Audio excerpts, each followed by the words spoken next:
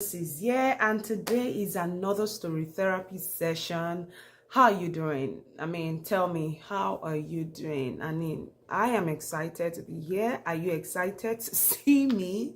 Are you really excited to see me today? Yes, I'm excited. If you're excited, just jump into the comments and drop some comments saying I am excited to see you. So today I wish to share with you, on another topic, and today's topic basically would remember that the last week we started this series on narcissistic abuse, and one of the things I talked about was the fact that we're going to for this quarter we're just going to talk about narcissistic abuse. And last week I told you the history of narcissism, and today I'm going to share with you the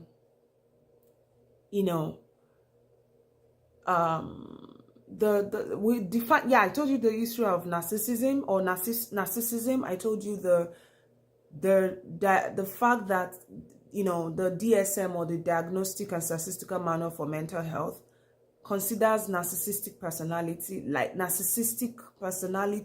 consider narcissism as a personality disorder, and I added all of that in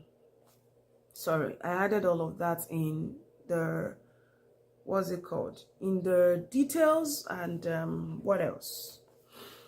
So for today, let's talk about the trigger. Okay, today we're looking at how are narcissistic people made? How exactly are they made?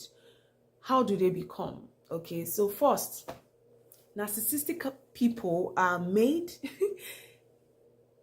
in families. Okay, so let's take it from that place. Narcissistic people are made in families.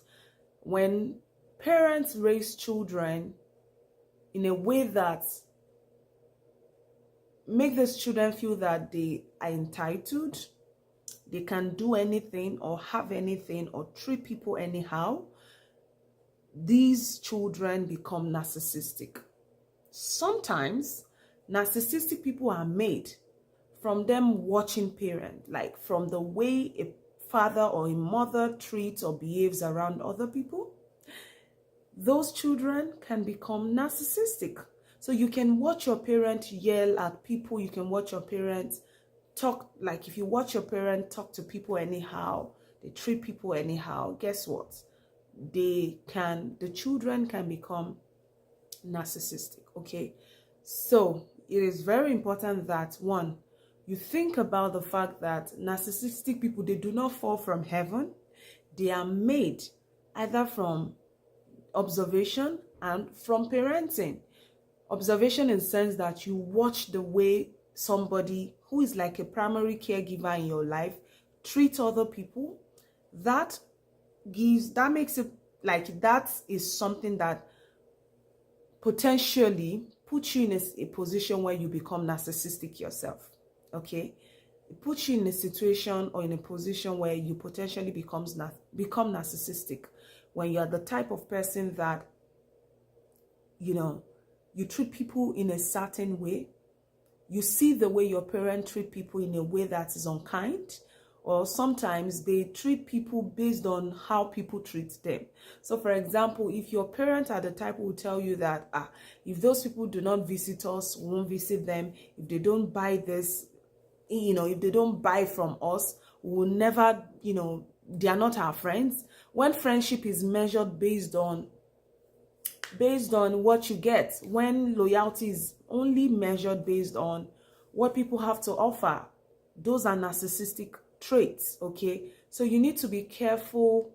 So for instance, if you were ever raised by a parent who had these qualities or who did some of the things that I just talked about, whether it's a parent or a primary caregiver, whether it was a father or a mother or an uncle, anybody that was like that, caregiver in your life, and they did any of those things, some if not all, then if you are not aware, it is possible that you are now narcissistic, or there is possibility that you may have taken these traits from them, and of course those are narcissistic traits. Okay, now let me go on to also say that as I wrap up this very quick live, one thing that I think is also important to stress here is the fact that you, how do I put this?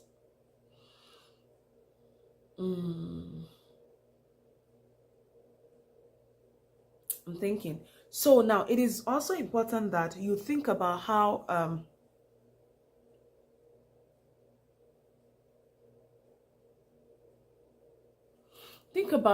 for instance, you wake up on a certain morning, and then you don't have your socks the way you should put your socks as a child, and then the parent comes in and says, why did you do this? Well, can't you see your brother? Can't you see the way, like, they compare you? They are not the type that, like, that kind of parent does not want you to make mistakes. That kind of parent will look at you and say, why are you making this mistake? Why are you doing this? Why are you doing this? Can't you see that someone is better than you? They are always competitive. They are always like, they measure your person based on what you're doing. I mean, like, the competition for them, everything for them is competition. And you are not necessarily the type of person that they need to, like, they don't think of you as a person that should be you. Like, you can't be yourself around narcissistic people. They want you to behave in a certain way, to talk in a certain way, to appear in a certain way, to dress in a certain way. If you ever had parents who are too conscious of, you must wear this type of clothes, you must say this, you must speak in a certain way, you must do this or do that, those parents somehow would end up raising you or making you narcissistic yourself, because that is the way they parent.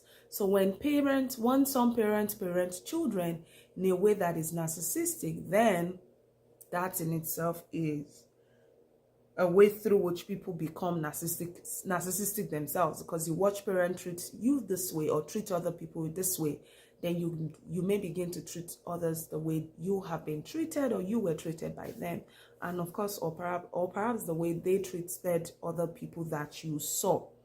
Okay, so today I'm talking to you about narcissism, and I kicked off last week by defining narcissism. Today I am just basically sharing with you the ways in which narcissistic people are made, and I'm telling you about the fact.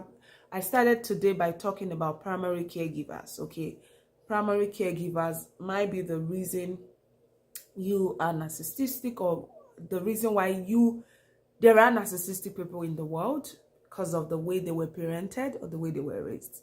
So if you found today's session really useful, I would appreciate if you can leave a comment, you can share this video, you can like it, and of course follow us on our Instagram page. I mean, we have a lot of information that can help you about left-handedness and how sometimes left-handed people may become narcissistic themselves, or they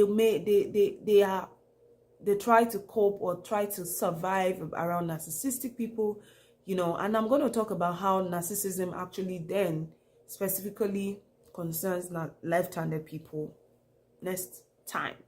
And what else I'm thinking, basically these are the information that I thought to share with you right now, and when we come back here next week, we're going to talk about other ways through which narcissistic people are made, and then we'll move on to talk about codependence. How are codependent people made? What kind of situations bring codependent people into this world? Or how, even if they were not raised to be codependent or to respond as codependent, what are the other ways through which codependent people are made? Just like parenting might be one way through which narcissists are raised or made, there are other ways through which narcissists are raised. So today I have talked to you about the one way through which narcissists are made or created, which is through parenting. Next week, I'm going to talk to you about other ways through which narcissists or narcissistic people are made. And I look forward to having you join me at the next conversation. We need your support at the Left-Handers Africa, and if you're looking to support us to find out more about what we do, just simply go to our website, thelefthandersafrica.org. Go to our website, thelefthandersafrica.org. I look forward to seeing you and talking to you soon. Abundance is here, there is no lack, and God bless.